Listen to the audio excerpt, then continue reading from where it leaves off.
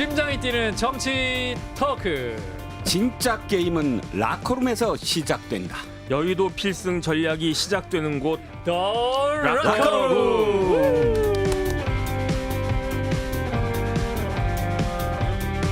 네, 여러분 안녕하십니까, 박재홍입니다. 매주 화요일 라커룸은 보스 패널 두 분과 함께하는 그런 시간이죠. 자, 오늘도 보스계의 형가하고 영혼의 짝꿍. 자, 먼저 이종근 평론가님 어서 오십시오. 네, 안녕하십니까, 이종근입니다. 네, 그리고 정혁진 변호사님 어서 오세요. 네, 안녕하세요. 예, 오늘 우리 이종근 평론가님의 그 복장이 아주 캐주얼하고 멋있습니다. 반짝반짝하죠. 네, 반짝반짝해요. 블링블링하고. 좀 더 붉은색으로 부탁드리겠습니다. 예, 좀 더 붉은 색깔을 더 드러내죠. 예, 그 보수의 정체성을 드러냈습니다. 아직은 약간 핑크. 예, 아직은 핑크. 아직은 중도인 것 같아요. 예, 우리 또 정 변호사님 의외로 주황색이시네. 어떻게 하면 좋아? 조금 탈색했어요. 탈색을 좀 빨간색으로 좀 다음 주에는 부탁드리겠습니다. 자, 일단 오늘 첫 번째 또 영상부터 볼 텐데, 자, 지금 코로나가 유행이 좀 심각한 상황인데 의료 공백 사태가 지금 해결되지 않고 있는 상황이죠. 이런 가운데 이제 한동훈 대표가 중재자로 나섰습니다. 오늘 한 대표가 이제 관련 발언을 내놨는데요. 그 영상을 함께 보고 이어갑니다.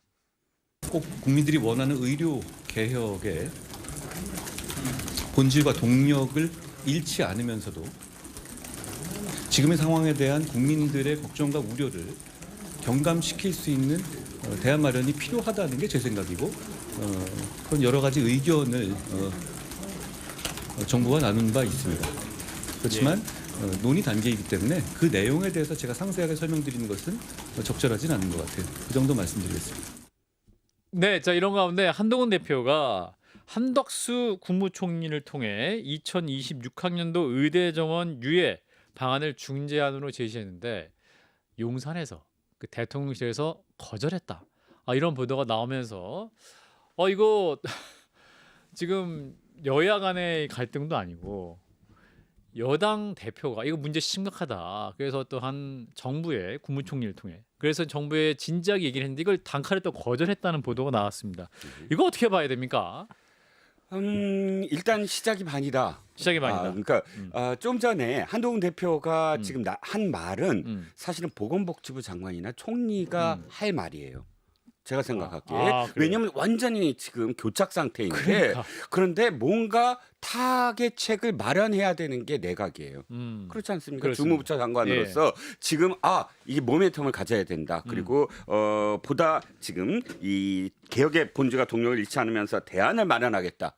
이게 해야 되는데 한동훈 대표가 나설 수밖에 없는 상황이 됐어요. 근데 물론 지금 앵커께서 말씀하신 건 근데 좀 저기 국무총리가 오늘 나서 갖고 그안 검토해 봤는데 그 불가능하다더라 관련 부처에서 그래서 지금 못한다라고 이제 대답을 했다의 방점을 찍으면 이제 갈등이 시작되는 거 아니냐라는 건데 앞에 거에 방점을 찍으면 한동훈 대표라도 나섰다. 일단 나서서 이 문제를 어떻게 해결해 보려고 하는구나. 근데 문제의 쟁점은 뭐냐면 2026학년도부터는 일단 스톱. 유예라는 게 일단 스톱. 그래서 그렇죠. 얘기를 해보자라는 거잖아요. 예. 근데 그걸 그냥 거절했다고는 하지만 그럼에도 불구하고 시작을 했고 그럼 안이 뭐냐라는 것에 다시 한번 초점을 맞춰볼 수 있다. 한 말씀만 더 드리면 한덕수 국무총리가 이런 얘기는 했어요. 그러니까 의료계가 과학적이고 통합된 안을 갖고 오면 검토할 수 있다. 이 얘기 맨날 하던 얘기잖아요. 지난번에. 어쨌든 그 얘기를 되풀이했습니다. 그럼 그 문제에 대해서는 조금 나중에 또 제가 좀 비판적인 어떤 목소리를 내겠지만 아무튼 시작했다. 국민들한테 어떤 사인을 보내고 있다. 어떤 사인? 의료 대란에 어찌됐든 이것을 모멘텀을 갖기 위해서 여권이 지금 노력하고 있다라는 첫 번째 걸음. 그래도 일단 여당이 이 문제에 큰 관심을 갖고 해결 의지가 있다는 점에서 국민들에게 사인이 된 것 같은데 사실 이거 이렇게 정부가 뭉개고 가는 거야? 이제 9월인데 뭐 이렇게 이제 국민 불안이 커지고 사실이에요. 우리 정 변호사님. 이거는 정부하고 여당이 그 지금 의료 현상을 바라보는 시각이 다른 거예요. 그렇죠. 한동훈 대표는 굉장히 심각할 수 있다라고 보는 거고, 그 다음에 대통령실이나 정부에서는 그 정도는 아니다. 그러니까. 네네, 이게 의료 대란이 아니고 의료 한 소란 정도 되는 것이다. 이렇게 생각을 하는 것 같고요. 그런데 만약에 뭐 심각하지 않다라고 하면 그건 다행이죠. 그런데 만약에 이게 생각보다 심각하다. 그다음에 이런 이야기 많이 돌고 있지 않습니까? 이번 추석 연휴 기간에 네. 좀 이렇게 심각한 일이 혹시 발생하면 어떡하나. 아프면 안 된다. 예, 많은 사람들이 걱정을 하고 있는데 음. 그런데 만약에 심각하지 않고 관리 가능한 상황이고 잘 넘어갔다라고 하면 그러면 뭐 아무한테도 문제가 안 되는 거죠. 오히려 한동훈 대표만 역시 경험이 부족해 뭐 이런 정도로만 약간 면이 깎이는 걸 텐데 그런데 만약에 모든 사람들이 걱정하는 대로 그다음에 절대로 일어서는 안 될 그러한 일들이 혹시 만에 하나 일어난다라고 하면 그때는 한동훈 대표 입장에서는 어쨌든 할 말은 했다. 대통령한테 예. 그 대통령실에게 그다음에 이제 한덕수 국무총리에게 어쨌든 이런 우려가 있는데 이러한 부분들에 대해서 할 만큼은 했다라는 식의 면피 정도는 될 수 있지 않을까. 이런 노력들이. 근데 개인적으로는 한동훈 대표가 틀리기를 진심으로 바람하지 않습니다. 그러니까요. 사실은 근데 여당 최고위원이 또 이런 말씀을 했네요. 대통령실과 얘기를 해보면 이 의정 갈등 문제에 대해서는 출발점부터 다르다. 그러니까 현실 인식이 다르고 진단이 다른 것인데 이거 여기서부터 좀 얘기가 안 되는 거 아닙니까? 그러면 이게 일단 여당 대표가 얘기했다는 것 자체는 어떻게 봐야 될까요? 한동훈 대표가 그동안 이제 용산과 대통령과의 차별화를 두고 있다. 뭐 이런 해석도 나오고 있는데 대통령은 좀 버티기고 있다. 근데 이제 한동훈 대표가 뭔가 변화를 주기 위해서 차별화를 위한 승부수다. 뭐 이런 해석도 있습니다. 이제부터는 조금 보수인데도 불구하고 아하. 조금 아픈 얘기를 해야 될 것 같아요. 아플 자, 준비하세요. 총선 졌을 때 총선에서 참패했을 때 대통령이 뭐라고 했냐면 바뀌겠다, 겸허하게 받아들이겠다 했잖아요. 예. 그 바뀌는 게 이전과 이후가 뭘 바꿔야 되냐면 밀어붙이면 성공한다라는 인식을 바꿔야 돼요. 버티거나. 그 전에 총선 전에는 성공한 적도 있어요. 노조 회계 투명성 같은 걸 밀어붙였는데 노조가 다 항복했습니다. 예. 그건 사실 처음 있는 일이에요. 노무현 대통령 시절에도 민주노총의 작태에 대해서 굉장히 분노했어요. 그때 정부가 출범하자마자 몇 개월 되지도 않았어요. 바로 전면 파업했을 때 그대로 강경 노선을 해갖고 경찰이 드러내게 했어요. 그 노무현 대통령이 그러면서 이런 노조와 타협할 수 없다라고 했어요. 하지만 타협됐어요. 다 꺾였어요. 모든 정부가. 그러니까 민노총이 정권이 시작되면 언제나 보수 정권이든 진보 정권이든 할 것 없이 6월 총파업을 해요. 하투로 해요. 언제나 그랬어요. 그리고 정권 한번 이렇게 가늠을 해보거든요. 근데 지난번에 윤 대통령이 원칙을 지켰기 때문에 민주노총이나 뭐 한노총이나 어쨌든 이제부터 회계자료 내겠습니다 했어요. 그건 굉장히 진일보한 거잖아요. 밀어붙였기 때문에. 하지만 그 문제와 이 문제는 정말 다르다. 국민들이 지금 진짜 생명이 담보가 돼 있고 그 그러니까요. 의료계는 아주 직능단체가 전부 다 생각이 다른 여러 그런 층위로 돼 있어요. 맞아요. 그러다 보니까 지금 이야기하듯이 합의된 거 갖고 와라. 말은 맞지만 불가능한 걸 지금 제기하고 있는 거거든요. 정확한 진단입니다. 예. 정확한 불가능한 걸 진단이에요. 던져서 네. 그걸 될 때까지 뭐 그냥 밀어붙여? 이게 안 되는 거거든요. 정확한 말씀. 그래서 지금 면피가 아니라 훨씬 지금 제가 보기에 일단 던졌고 부딪혔고 그 다음에 활발하게 움직이고 있다. 일단 천목회에서 원외 모임이긴 하지만 예. 천목회에서 대토론, 의정활동 토론을 하겠다. 지금 이런 식의 이슈와 그 다음에 행동을 한 적이 없어요.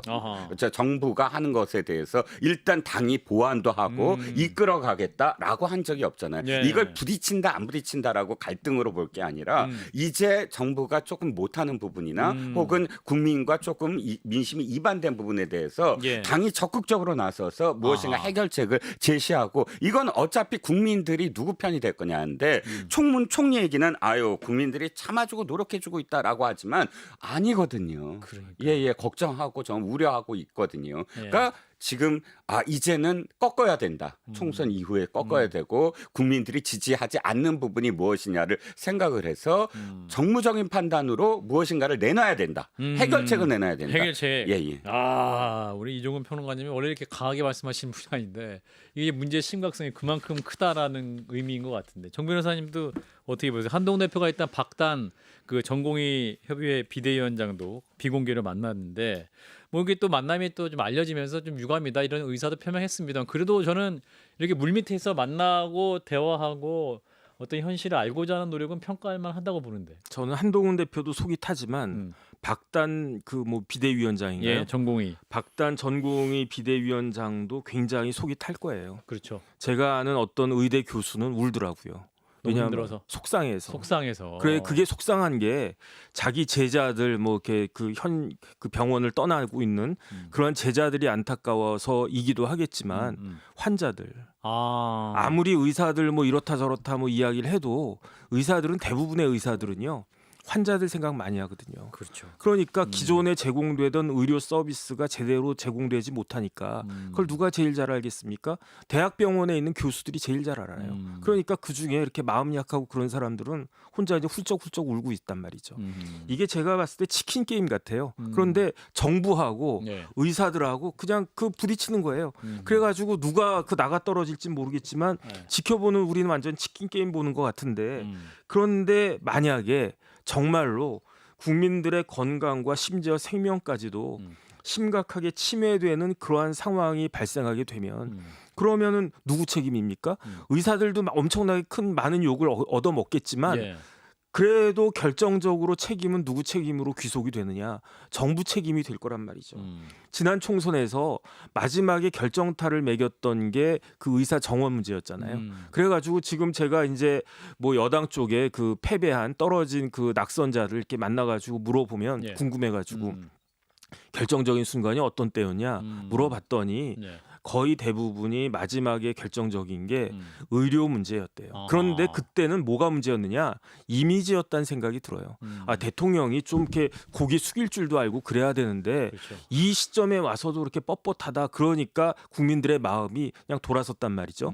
그게 근데 그건 이미지인데 지금 총선 끝난 지 벌써 얼마 됐습니까? 4월 10일이 총선이었으니까 5, 6, 7, 8. 4개월도 넘었어요. 네, 넘었네요. 그러면은 4, 3, 12 한 100 몇십 일이 지나갔는데 문제가 해결이 되고 있지 않단 말이죠. 그러니까요. 그러다가 진짜로 만에 하나 국민들이 이제 다치고 뭐 그다음에 이제 그래가지고 뭐 돌아가시는 분들 생기고 그러면 이거는 단순히 정권에 대한 이미지 문제가 아니고 현실적인 문제가 되는 거 아닌가. 그러니까 이런 부분들은 한동훈 대표가 굉장히 걱정할 수밖에 없는 그런 상황인데 아, 그 기후에 불과해 이렇게 그 대통령실이나 정부에서는 생각하고 있는 것 같은데 그 말이 맞기를 바라는데 근데도 왠지 불안한 이 마음은 어떻게 하나 저는 그런 생각이 저도 듭니다.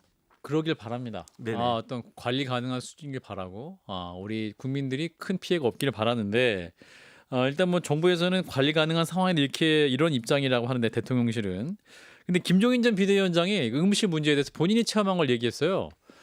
그러니까 이제 본인이 새벽 2시쯤에 낙상을 당해가지고 이제 응급실에 가야 하는 상황인데 병원이 안 받아줘가지고 22군데나 뺑뺑이 돌았다. 본인이 체험하고 지금 이 문제가 나중에 이거 계속되다간 정권 자체가 위험해질 수 있는 그런 문제다라고 이분들께 말씀하시고 사실 이분이 그렇게 막 병원에 어렵게 갈 만한 그런 분은 아니잖아요. 이를테면 사회적 지위돼 있는 분이고.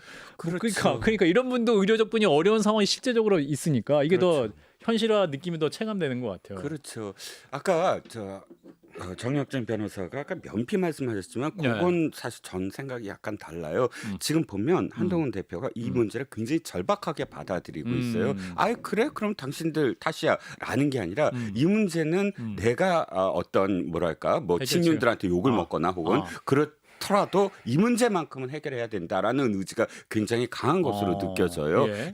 왜냐하면 생명에 대한 문제이고 그러니까. 이 문제야말로 민생의 가장 첫 번째 문제이다라고 인식을 하는 것 같고요. 예. 응급실 문제를 지금 정부가 대응하는 건 아유 그래 그러면 일반인 뽑아 그래 돈 줄게. 예. 그리고 이거 응급실에서 어떤 뭐 사고나 그런 거는 이제 좀 면피시켜 줄게 이런 그 세 가지 안을 내놨어요.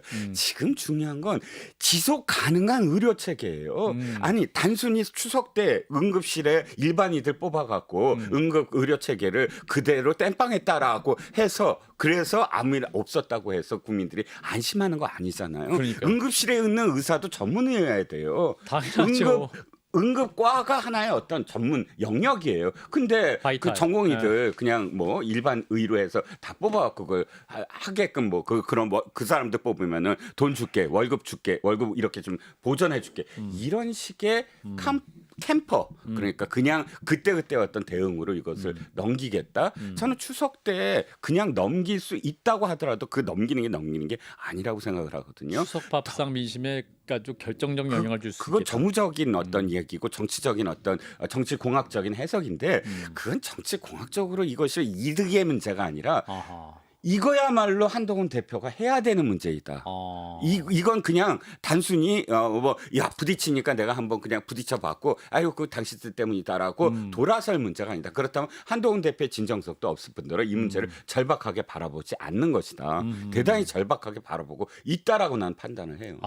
네. 자 이제 오는 29일 목요일이죠. 대통령이 직접 나서서 국정 브리핑을 연다고 합니다. 그렇다면 관련 메시지 어떤 것이 나오실까? 여러 가지 역사 문제도 있고 하지만 이 문제도 핵심적으로 대통령의 발언이 있을 것으로 보이고, 그래서 30일에는 대통령과 한동훈 대표가 만납니다. 당 지도부가 만찬 회동을 할 예정이라고 하는데, 네네. 그러면 29, 30 요 이틀간 뭐랄까요? 좀 접점이나 뭐가 해결책이나 혹은 좀 의견의 진전이 좀 있을 수 있을까요? 글쎄요. 이제 한동훈 대표가 의대 정원 관련해 가지고 벌써 2번 이야기한 거잖아요. 지난번 총선 직전에 이야기했고 예. 그다음에 이번에도 이야기했고 그런데 이번에도 30일에도 저는 한동훈 대표가 거북해도 껄끄러워도 대통령 앞에서 대통령께 말씀을 드려야 된다라고 저는 생각을 하고요. 예. 그런데 이번에는 받아들여 줄까 그거는 잘 모르겠는데 그래도 어찌 됐든지 간에 결과는 모르겠어요. 예. 결과는 이제 대통령 그 마음의 결단에 달린 거니까 그건 모르겠는데 그래도 지금 많은 국민들이 불안해하고 있지 않습니까? 그렇죠. 국민들을 불안하게 하는 정부는 사실은 있으면 안 되는 그런 거거든요. 그러니까 그 여당 대표니까 한동훈 대표가 아무리 대통령께 말씀드리는 게 좀 껄끄럽고 거북하다는 느낌이 들더라도 이야기해야 된다. 저는 그렇게 생각이 됩니다. 그 29일 대통령 메시지를 보고 또 한동훈 대표의 판단이 있을 수 있을 것 같은데 우리 이종우 평론가. 대통령이 이번에 어법을 좀 바꿔야 된다. 대통령 어법은 이거예요. 그랬습니다만은 그 많은이 가장 큰 최악이다. 왜냐하면 그랬습니다만은 직전까지는 잘못한 것 같아요. 뭔가 이런 것도 있고 저런 것도 있고 저런 것도 있고 한데 많은 그 다음 말은 뭐냐면 우리는 최선을 다하고 있고 우리는 옳은 방향이고 그래서 끝나요. 그러니까 결국은 국민들한테는 아니 그냥 가겠다는 얘기네.로 들리거든요. 근데 그냥 가서 안 될 문제들이 있다라는 걸 이번에 인식을 했으면 좋겠고 그다음에 29, 30일 계속 말씀을 드리지만 이 문제는 한동훈 대표가 계속 얘기할 거예요. 그냥 갈 문제는 아니다. 추석 이후에도 만약에 추석에 넘기더라도 이 문제가 1순위다. 하는 거는 아마 한동훈 대표도 잘 알고 있을 겁니다. 예, 극적으로 뭔가 돌파구가 이제 마련될 수 있기를 그 안에 해법이 있기를 바래 봅니다. 자, 그러면 두 번째 이슈로 넘어가 보겠습니다. 자, 이재명 대표가 이제 오늘 퇴원을 했습니다. 그래서 여야 대표 회담에 대한 관심 다시 커지고 있는 상황이기도 한데, 이제 한동훈 대표가 사실 그 생방송, 그러니까 생중계를 제안을 했다가 꼭 그게 전제 조건은 아니다라고 또 입장을 바꾸기도 해서 또 성사 가능성에 대한 또 기대감이 높아지고 있는데 관련 영상을 보고 또 말씀 이어갑니다. 저는 그렇게 공개하는 것이 더 바람직하다고 생각하지만 그 회담의 전제로서 그걸 주장하는 건 아닙니다. 네.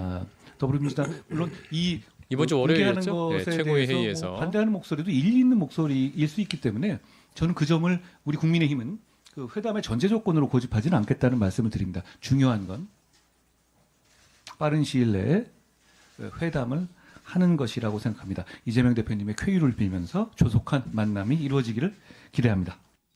예, 저 발언을 자세히 보고 어떠한 태도나 이런 걸 보면 정말 진지하게 만나기 원한다.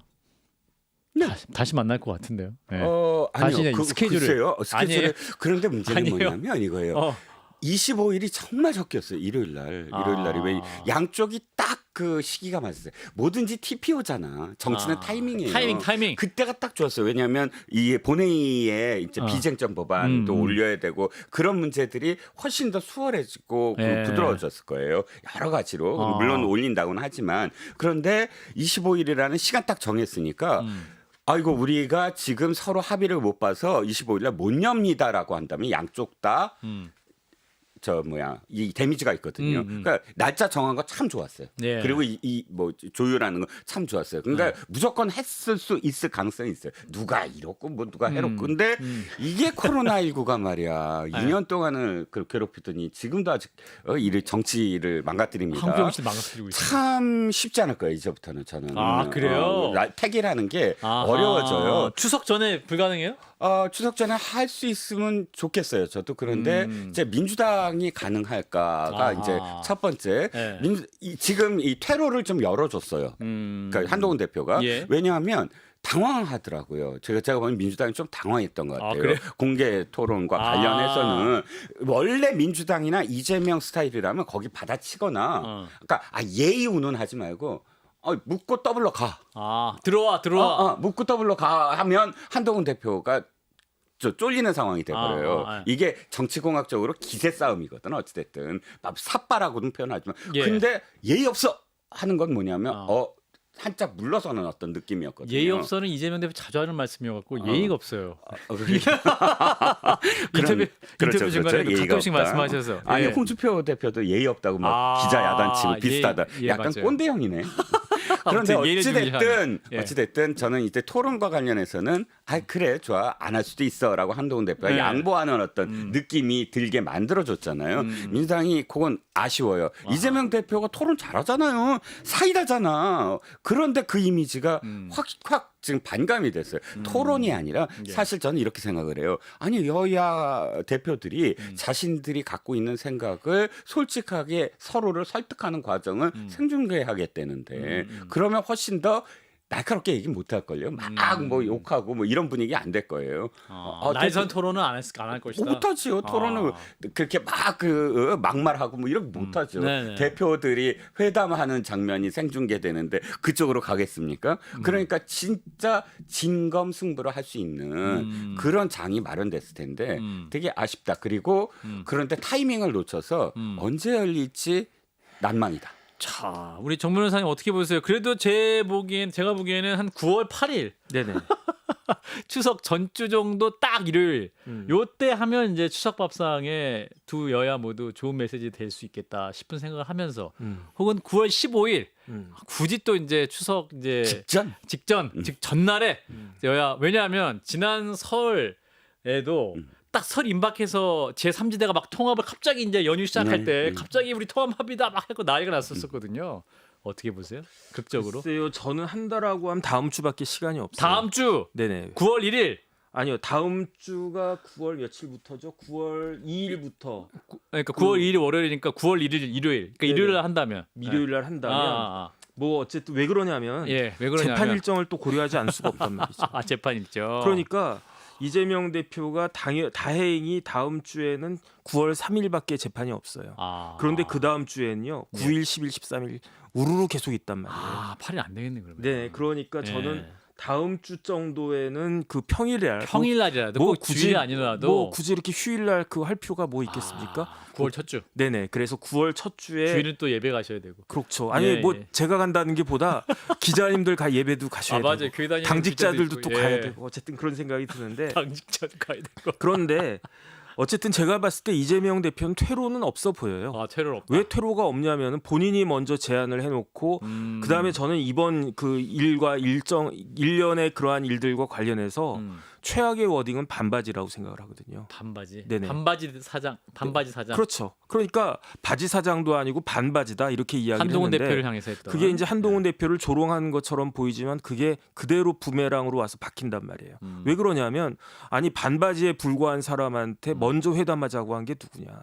이재명 대표 아니었느냐. 예컨대 한동훈 대표가 나도 당대표 되고 나 비대위원장이었는데 이제 하나 승진해가지고 당대표 됐어. 그다음에 이제 이재명 대표님 대표 되셨으니까 같이 한번 봅시다. 그러면 당신은 반바지에 불과해. 안 만날래. 이렇게 한 말이 되는데 먼저 제안한 게 이재명 대표였잖아요. 그럼 이재명 대표는 한동훈이 반바지인 줄도 모르고 제안을 했나? 그 이야기가 되는 거고 몰랐을 리가 없잖아요. 그러니까 김민석 최고위원부터 다 반바지 운운한 게 저희 같은 사람들 보기에는 이재명 대표가 오히려 회담을 갖다가 좀 이렇게 꺼려하고 피하고 싶은데 그 명분이 없으니까 반바지라고 오히려 한 거 아니냐. 저는 그런 느낌 받았거든요. 그러니까 이거는 최악의 워딩이었다. 그렇기 때문에 이런 것들을 그 어느 정도 그 컴펜세이트를 하려면 회복하려면은 만날 수밖에 없다. 만나야 된다. 더군다나 한동훈 대표가 또 더 영리하게 뭘 이야기했냐면 아니 중계 안 해도 된다고 그랬잖아요. 전제 조건 아니다. 그러니까 중계 안 해도 된다라고 했는데 먼저 만나자고 했는데 왜 지금에 또 안 만나려고 하느냐. 그다음에 제일 중요한 건 뭐냐면요. 한동훈 대표하고 이재명 대표하고 그 만나서 그 회담을 했단 말이에요. 회담 결과가 각각 달라. 그 이재명 대표는 A라고 이야기하고 한동훈 대표는 B라고 이야기하면 그러면 어떤 사람의 말이 더 진정성 있게 느껴지겠습니까? 제가 봤을 때는 한동훈 대표거든요. 이럴 줄 알고 그 공개하자고 했는데 공개 안 하고 나가지고 뒤에 나와가지고 다른 이야기하는 거 아니냐? 이런 이야기를 들을 수밖에 없기 때문에 부담은 되겠지만 그래도 만나지 않을 수 없고 마지막으로 한동훈 대표 안 만나면요. 윤석열 대통령 만날 수가 없어요. 이재명 대표가 왜냐하면 한동훈 대표를 패싱하고 윤석열 대표를 만나자고 할 아무런 명분이 없잖아요. 그러니까 여러 가지 것들을 봤을 때 그 만났어야 됐는데 그다음에 조금 전에 이종근 실장이 말씀하신 것처럼 지난번 8월 25일인가요? 예. 그날 만났었어야 됐는데 코로나가 참 아쉬울 것이다. 저는 그런 생각이 듭니다. 그렇군요. 사실 민주당이 반바지 사장이다라고 실권 없는 대표다 이렇게 비판을 하니까 장동혁 최고위원이 그러면 더불어민주당은 핫팬츠 사장이냐. 자꾸 반바지와 핫팬츠가 공방이 좀 있긴 해서 다소 국민들 보기 민망해 보이긴 합니다. 자, 이제 비서실장끼리 의제 조율을 하거나 또 날짜 얘기를 하게 될 텐데 그러면 얘기가 잘 되겠죠? 어떻게 보세요? 절박한 게 어느 쪽이냐가 문제일 거예요. 진짜 이게 필요하다라고 생각했다면 이재명 대표는 받아들일 수밖에 없어요. 외통수거든요. 지금. 외통수다. 아니 어떻게 예의 없이 공개를 제안하느냐 했다가 공개 토론 안 할 수 있다라고 했다면 더 이상 안 할 이유는 없잖아요. 또 다른 어떤 이유가 될 수 없는데 지금 또 뭐 코로나19라든지 이런 것도 다 났다고 퇴원했다고 하니까 근데 이제 시간적인 어떤 여유가 없어서 그렇지 훨씬 이니셔티브를 취하는 건 지금 한동훈 대표라고 여겨지고요.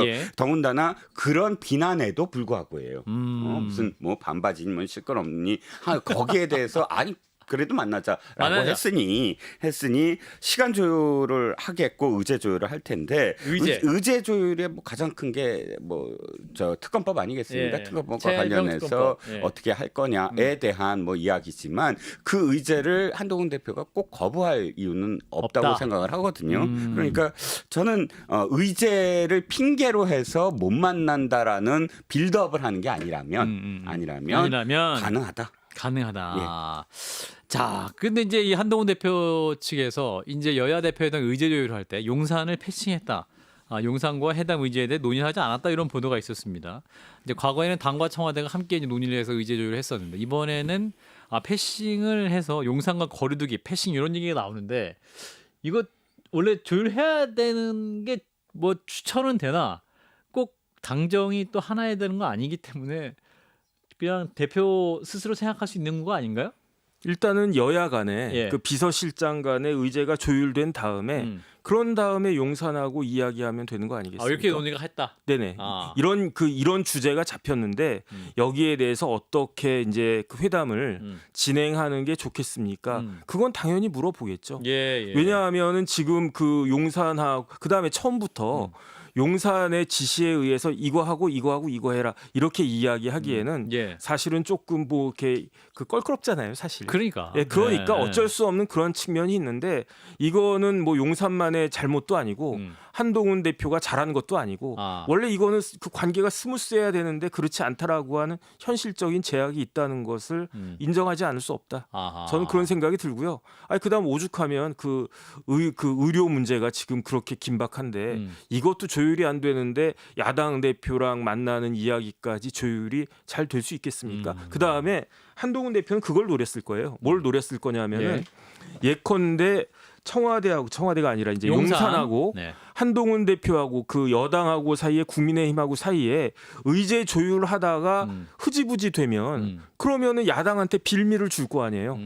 그 우리는 하려고 했는데 지들끼리 싸우더니 결국은 못 하겠다. 그러니까 참 저렇게 한심하다. 이런 이야기 들을 수밖에 없지 않습니까? 그런데 그런 이야기 듣느니 용산한테 그 대통령실한테 조금 뭐 이런저런 그 뭐 또 그 이야기를 듣는다고 하더라도 어쨌든 민주당의 선빵을 날리는 것이 한동훈한테는 필요했을 것 같다. 저는 그렇게 생각됩니다. 그래서 오히려 한동훈 대표가 잘하고 있는 것이다라는 말씀인 것 같고. 네.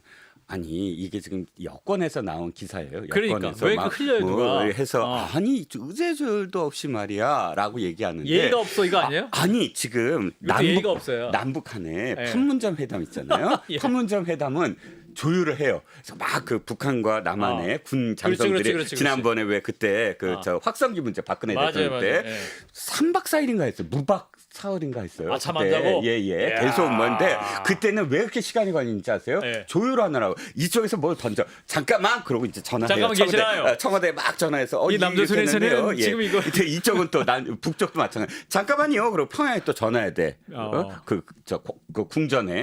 그러니까 이러니까 시간이 굉장히 많이 걸려요. 그런데 의제 조율을 하는데 야당 그 담당자 앞에서 이쪽 비서실장이 잠깐만 그러고 뭐 용산에 전화 걸면 정무수석과 통화를 한다. 에이, 그 말도 안 되죠. 그건 정변이랑 똑같이 이거예요. 예. 의제는 정하되 다만 그 의제에 대해서 어디까지 이야기할 수 있는가 하는 건 행정부가 아니 그러니까 용산이 책임을 져야 됩니다. 최종 책임은 아니 거기다 얘기 안 하고 내 마음대로 다 얘기해갖고 그게 안 될 수가 없잖아요. 예, 그러니까 예. 실질적으로 실행이 안 되잖아요. 실행할 것은 대통령실인데 그러면 어디 이렇게 의제 조율을 했는데 예. 어디까지 할 수 있느냐, 룸이 어디냐, 그건 대통령실이 룸을 어느 정도는 정해줘야죠. 이건 조율이 가능하지만 의제를 뭐 전화해서 막 뭐 물어보고. 그러니까. 에이, 근데 의제가 조율 중인데 의제 조율 지금 안 하고 있습니다라고 이야기하는 그 누군가는 참 아야 초선 의원인가? 정치를 잘 모르는 정치 잘 분인 것 모르는 거. 같아요. 예, 그리고 또 뭐 한동훈 대표한테 거절했다. 뭐 이런 얘기도 막 뭐 나오는 것 같고. 자, 그래서 가장 핵심은 의제인데 최혜병 특검법 이 문제가 민주당은 계속 요구할 것 같고 네네. 한데 한동훈 대표도 이거 뭔가를 결단해야 여야 대표 회담 의제 조율에도 큰 해법과 돌파구가 생길 수 있을 것 같거든요. 어떻게 해야 될까요, 변호사님? 저는 이건 간단한 문제 아닙니까? 예. 이거는 한동훈 대표가 팁을 준 거잖아요. 네. 대법원장이 추천한 그런 특검을 하면 우리는 받을 수밖에 없다. 이게 팁이잖아요. 예. 그러니까 만약에 민주당이 진짜로 최상병 문제 관련해 가지고 진실을 규명하고자 하는 의지가 순수한 그 의도가 있다라고 하면 그러면은 대법원장이 추천한 특검을 통해 가지고 그 밝혀보자 이런 식의 그 법안을 발의하면 특검 법안을 발의하면 그러면은 국민의힘에서도 이것을 그 거절할 명분이 없다는 거잖아요. 민주당이 혹시 그렇게 발의한다 할지라도 발의하면 그러면 이제 모든 문제가 쉽게 해결된다? 끝나는 거 쉽게 끝나는데 왜 민주당에서는 자기들이 스스로 안 하고 한동훈 대표한테 이것을 떠넘기는지 그러니까 그러면 결국은 최상병 이 사건에 관해서 별로 하려고 하는 그런 의지가 없는 거 아닌가 그런 의심을 할 수밖에 없는 거죠. 그럼 제3자 추천 방식 그 대법원장 추천 특검법을 발의를 민주당이 하면 네네. 국민의힘에서도 그럼 이거를 찬성해야 한다고 한동훈 대표가 의원들을 설득을 해야 되는 거 아닌가요? 그러면 할 수 있을까요? 할 수 있을 거라고 생각을 하고요. 할 수 있을 것이다. 그 다음에 만약에 예. 거기에 대해서 대통령이 거부권 행사 못합니다. 그런가요? 왜냐하면 거부권 행사 못한다. 거부권 행사를 하면 예. 재의결 들어갈 거 아니에요. 네. 그럼 192석은 확보가 됐고 193석까지 확보가 됐어요. 안철수. 왜냐하면 안철수 의원은 말도 안 되는 특검 법안도 본인 소신이라고 하면서 찬성했단 말이에요. 예. 그런데 이거는 제가 봐도 말이 되거든요. 그래요. 그러면 거기에다가 7명만 들어가면 되는데 야. 이른바 친한 의원이 뭐 몇 명 되는지 모르겠지만 예. 당대표인데 야. 60%가 넘는데 7명 없겠습니까? 그런데 중요한 건 뭐냐면요. 그때부터는 최상병 특검법이 중요한 게 아니에요. 예. 만약에 대통령이 거부권을 행사했는데 그 거부권이 뚫리면 재의결이 되면 그때부터는 제가 봤을 때 누가 보더라도 그때부터는 완전한 레임덕이죠. 레임덕이죠. 그러니까 대통령께서도 거부권을 행사할 수가 없어요. 아하. 제 생각은 그렇습니다. 그렇기 때문에 이거는 완전히 외통수이고 묘수인데 왜 민주당은 이걸 안 하고 갖다가 있을까? 안 하고 있을까? 그 이야기는 뭐냐면은 최상병 특검법 통과되는 것을 민주당도 원하지 않는 것이다. 아하. 저는 그렇게밖에 볼 수 없습니다. 이정훈 평론가 아니 그러니까 지금 정변 말씀처럼 아. 이건 무조건이에요. 무조건이다. 무조건 받아들여야 돼 대통령. 왜냐하면 대통령이 아하. 지금까지 제의 요구권을 권리를 행사한 이유가 뭐냐면 네. 여야가 합의하지 않는 안을 갖고 왔다 해요. 예. 근데 지금 여야가 합의한 안이 통과된 안이 왔어요. 대법원장 추천. 왜? 그럼 당연히 지금 받아들여야죠. 그걸 아하. 그러니까 제의 요구를 할 수가 없어요. 불가능해요. 오. 지금까지의 그 이제 이유가 다 망가지는데 그러니까 가장 좋은 방법 맞아요. 정변 말씀에 제가 100% 찬성을 하는 게 예. 이재명 대표는 이 그러니까 그 국민의힘을 분열시킬 수 있는 가장 묘안이 이겁니다. 제3자 추천. 그럼 발의해라. 그럼 대법원장을 원하는 대로 특검할 수 있다. 대법원장을 딱 적시를 해서 특검 해라. 해갖고 법안을 발의해라. 발의하는 거예요. 그래서 그 한동훈 대표 그대로 받아들일 수밖에 없습니다. 어허, 7명 반드시 확보할 수 있을 네네. 것이다. 이렇게 진전된 의견은 제가 최근에 처음 들어보는 것 같은데 아무튼 두 분이 강력한 의지를 보이셨으니까 민주당도 참고하시기 바라고. 이제 마지막 하나 더 보고 마무리하겠습니다. 자, 이재명 대표가 이제 병상에서 정치를 하는 동안 입원해 있는 동안 이분이 또 정치 재개를 했습니다. 자, 세 번째 영상 주인공은 김부겸 전 총리입니다. 영상으로 만나시죠. 정부 여당이 제대로 못하면 내가 국회 차원에서라도 저희 여러 김현정 가지 뉴스에 따질 건 따지고 출연했던 또 세울 건 세우고 뭐 도와줄 건 올해의 도와주겠다. 모습이죠. 또 이런 네. 이제 어제 유연한 내용. 리더십을 보이는 게 김부겸 전 예. 총리가 원내 저렇게 대표가, 목소리를 다음 크게 한 대통령 적이 없는데요. 선거 그래요? 데시벨이 도움 높은데요. 되지 톤이 높아요? 아, 네. 나머지는 다 보여줬으니까 예. 강단 있는 뭐 투사로서의 모습이라든가 예. 대정부 여당의 앞장선 공격이라든가 이런 건 많이 보여줬으니까 예. 지금 이재명이라는 지도자한테 저런 유연성이 있네라고 하는 거 보고 이 대한민국 공동체를 책임지겠다고 할 거예요. 그건 아니잖아요. 그러니까 언제까지나 강성 지지층만 바라보고 이 대한민국 공동체를 책임지겠다고 할 거냐? 그건 아니잖아요. 하면서 이재명 대표에 대한 쓴소리도 마다하지 않는 그런 모습을 보였습니다. 일단 김부겸 전 총리의 메시지 일단 뭐 윤석열 정부 현 정부의 비판도 하고 이재명 대표에 대한 쓴소리도 하면서 이제 본인의 존재감을 높이려고 하는 것 같습니다. 일단 목소리 톤이 달라졌다? 그럼요. 자신감? 달라졌어요. 아니 이제는 내가 뭔가를 해야 된다. 되는구나라는 그런 의미고요. 저는 김춘수의 꽃이라는 시가 떠오릅니다. 꽃! 내가 그의 이름을 불러주기 전에는. 불러주지 않았을 때 네. 그는 하나의 몸짓에 불과했다. 내가 그의 이름을 불렀을 때 그는 나에게로 와서 꽃이 됐다라는 시 말이에요. 네. 삼김이 중요해요. 여기서 삼김이. 신삼김! 김동연 기사가 지금까지 막 정치 목소리를 했는데 네. 이게 진짜 어마어마하게 기사가 많이 되진 않아요. 김동연 기사. 그러니까 메신저로서의 어떤 무게가 아직은 조금 약해요. 약해. 그죠? 예, 자, 약해. 김부겸 지금 전 총리가 지금 나왔는데 이제 좀 관심을 받지만 김부겸 총리는 타이밍을 놓쳤어요. 그래요? 진짜 타이밍은 전대나 총선이나 대선 때 나왔어야 돼요. 왜냐하면 이 당에서 원래 정치인이라는 건 어느 순간 뭐 재선되고 3선되고 4선되고 그 다음에 진짜 정충진이 되면 꼭 자기가 나서지 않더라도 나서야만 하는 때가 있거든요. 타이밍! 타이밍. 근데 대선 후보로도 안 나왔지. 총선 때 뭐 억지로 뭐 공동 선대위원장 했지. 그러면서 이재명 대표를 비판하는 듯 안 한 듯 뭐 애매하게 끌려 나온 선대위원장처럼 했지. 맞아요. 그러다가 어쨌든 비명계 다 학살하는데 그냥 수수방관했지.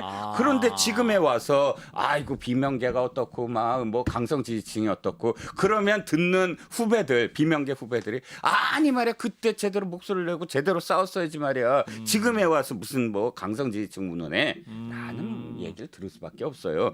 자, 또 한 사람 김경수라는 사람은 예. 너도 알고 나도 알고 모든 사람이 다 아는 바둑이라는 애칭이 있는 아하. 그분의 성격 자체가 순하다. 그렇게까지 막 뭐 독하고 막 이런 어떤 승부사. 발광체. 내가 빛이 날까, 빛이 나면 스스로. 수금지와 목토 천여 명이 쫙 줄을 쓸 수 있는 아하. 그런 카리스마 있는 정치인이냐? 퀘스천 마크. 퀘스천 마크. 이렇게 세 사람은 각각 이런 약간의 어떤 부족함이 아직은 있는데. 부족함이 있는데 삼김 그러니까 신삼김. 신삼김 굉장히 무게감 있고 굉장히 대단한 것처럼 느껴지고 신삼김 그러니까 계속 인터뷰하고 싶고 뭔가 뭐 이 자꾸 스피커 역할을 하게 만들고 싶고 이러잖아요. 하잖아요. 아하. 이게 네이밍이 중요하다. 네임이 중요하다. 예. 그래서 지금 이제 그 신삼김 중에 하나인 김동연 지사 같은 경우는 31일 봉화마을에서 권양숙 여사와 만찬을 할 것이다. 또 노 전 대통령 묘역을 참배할 것이다 있고 또 29일인가요? 또 이제 새로운 미래 당 지도부와 또 당원들 50명이 또 이제 평산마을에 가서 문재인 전 대통령을 만나러 간다. 이게 비명계들이 또 이렇게 막 이제 자꾸 내려가요. 뭔가 집결하려고. 어떻게 보세요, 정 변호사님? 저는 뭐 신삼김이 뭐 양반김도 아니고 그게 무슨 의미가 있나 그런 생각이 들어요. 어유 김 별로 안 좋아하시는구나. 그러니까 김 또. 좋아합니다. 김 좋아하는데. 근데 예. 김씨 3명 모이면 다 삼김입니까? 저는 그 의미 없다. 어디 감히 삼김을 붙이냐? 그렇죠. 김영삼, 김대중, JP. 김종필. 예. 아니 그러니까 뭐 저기 무슨 삼김이냐 저는 말이 안 된다고 말이 안 생각하고요. 되나? 무게감이 다르다. 그 어떤 사람도 이재명의 라이벌이 될 수가 없어요. 그 무게가 너무너무 차이가 나요. 이재명의 라이벌은 딱 하나예요. 그건 뭐냐면 법원이에요. 이재명 대표가 사법 리스크를 극복하느냐 마느냐. 그게 오로한 나싱이에요. 그래서 만약에 사법 리스크를 극복하면은 신삼김이 아니라 30김이 달려들어도 이길 수가 없어요. 그다음에 만약에 30김. 웃긴가? 오늘 정면 폼이 좋아요. 괜찮아요. 네. 계속해 주세요. 예. 근데 사법 리스크에서 꺾이면 그럼 의미 없잖아요. 그러니까 이재명 대표 입장에선 오로한 나싱 게임이다.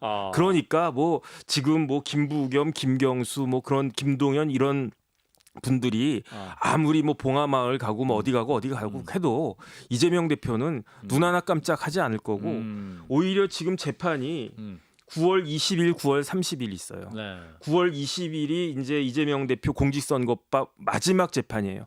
그때 구형이 나올 거예요. 1심. 그다음에 30일은 위증교사 구형이 나올 거예요.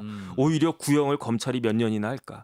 그다음에 이제 10월 되면 공교롭게도 오히려 이 코로나 때문에 원래 그 이재명 대표 재판이 공직선거법하고 위증교사하고 24일 차이가 났었는데 열흘밖에 차이가 안 났어요. 그러니까 이제는 판결이 따닥하고 동시에 그냥 연타석으로 나온단 말이죠. 10월 말에. 그 10월 말 정도에. 네, 10월 말 정도에. 그러니까 이게 훨씬 더 그 신경이 쓰이지. 뭐 김부겸 전 총리가 나와서 무슨 좋은 말씀하시고 뭐 어디 가가지고 뭐 누구랑 밥 먹고 이거는 전혀 의미가 없을 것이다. 저는 그런 생각 듭니다. 그러니까 자꾸 찾아오면 그 마을에 계신 분들도 좀 약간 좀 부담스러울 것 같아요. 아니 부담스럽진 않죠. 왜냐하면은 뭐 손님들 찾아와가지고 이렇게 뭐 인사하고 그러면 그게 좋은가? 그럼 반갑고. 좋죠. 네. 여전히 또 예우를 해주는 느낌도 있고. 그 다음에 어쨌든 그 인정받고 있는 느낌, 아. 잊혀지지 않는 느낌 아. 그런 거는 전 좋다고 생각해요. 예. 어르신들 잘 찾아 또 그 추석 앞두고 있으니까 맞네. 명절 맞네. 앞두고 인사드리는 건 저는 아주 그 좋은 일이라고 생각을 합니다. 자, 안 우리- 찾아오시면 자꾸 감자도 캐야 되고 선글라스도 끼고 사진 찍어야 되고 아. 그런데 찾아오니까 그래 그 감자 안 캐도 되잖아요. 예. 자, 우리 동생께서는 그 3김 무슨 30김이 50김이라도 영향 없다고 하셨는데 형님의 평론을 거부했어요. 아니 저기 라이벌 법원 맞아요. 그러면 라이벌이 이기면 이 법원이 당 대표는 안 되잖아요. 라이벌이 이긴다는 건 사법 리스크가 실현되는 거고 1심에서 양쪽 다 정말 뭐 무거운 구형이 떨어지는 거고 하다못해 법정 구속이라도 하면 법원 법원 라이벌이 이겼어요. 그다음은 어떻게 될 거야? 법원이 갑자기 나타나 갖고 자 당 대표 할 거야? 이거 안 되잖아요. 그때 삼김이 그래도 양반김은 안 되더라도 아직 삼김의 룸이 생기기 시작한다. 이런 말입니다. 그 1심 결과에 불과할 때 그럼에도 불구하고 어떤 유죄 혹은 그 굉장히 그 무거운 형이 나올 경우에는 타격을 줄 수도 있다고 보십니까? 타격이 엄청나게 크겠죠. 엄청나요. 왜냐하면 이화영 부지사 관련해 가지고 어허. 재판 오래 끌었단 말이에요. 한 2년 끌었는데 10월 달이면 항소심 판결 나올 것 같거든요. 그렇죠. 항소심은 그래요. 그다음 대법원도 그렇고. 음. 그다음에 지금 대법원의 구성이 대법관들의 구성이 윤 대통령이 임명하시는 분들로 바뀌어 가고 있단 말이에요. 그러니까 여러 가지 면에 있어서 이재명 대표는 1심이 중요한 거고 항소심 대법원으로 계속 가면 갈수록 계속 불리해질 수밖에 없다. 그러니까 이번 1심 판결이 굉장히 의미가 있을 수 있겠다. 전 그렇게 판단됩니다. 그렇군요. 피선거권 박탈이거든요. 이거거든요. 가장 중요한 예, 건. 예. 그러니까 이재명 대표를 중심으로 해서 일극 체제를 갖는다라는 의미는 이게 대통령 후이 되는 그러니까 대통령 후보다 뭐 유일한 이게 전제가 돼야지 일극 체제가 가능한데 지금 선거법이 중요한 건 뭐죠? 피선거권 박탈이거든요. 피선거권 박탈에 준하는 형이 있고 더군다나 민주당이 지금까지 그 왜 선거 자금으로 받았던 선관위에서 그걸 토해낼지도 모른다 이런 그 시나리오로 가게 되면 아하. 문제는 그래요. 일극 체제니까 굉장히 탄탄하겠지. 최고위원도 전부 다 친명이니까 하지만 예. 당에서 목소리가 이제 커질 수 있다라는 아하. 겁니다. 그렇군요. 예. 1심 결과에 따라서 이재명 대표의 이러한 기세가 꺾일 수도 있겠다라는 게 두 분의 판단입니다. 자, 오늘은 여기까지 레드라커룸을 진행하도록 하겠습니다. 오늘도 함께해 주신 이종훈 평론가님, 정익kim 변호사 두 분 감사드리고요. 다음 주에 뵙겠습니다. 고맙습니다.